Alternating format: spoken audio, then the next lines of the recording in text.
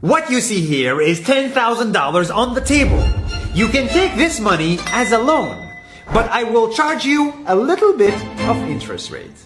Like most people, you take the money and you go buy a nice car. But in 10 years, it's time to pay me back. And because of interest rates, now you owe me $20,000 and not 10. You will say, I don't have money to give you. And if you don't, I take your car and a piece of your house.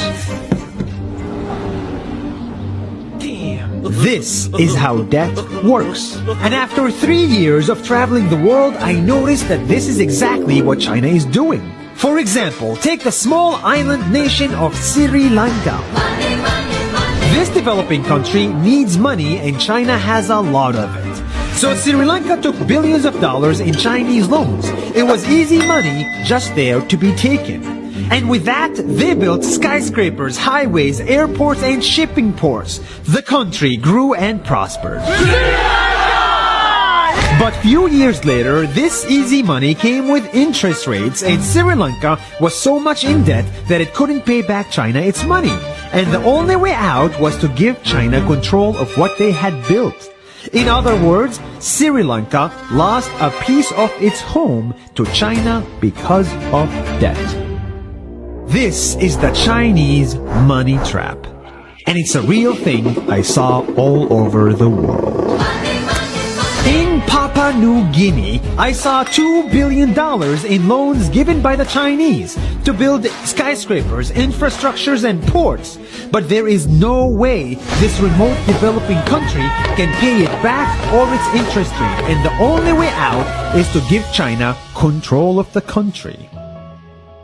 In the Maldives, Pakistan, Malaysia, Laos, Kazakhstan, Mongolia, Egypt, Kenya, and South Africa,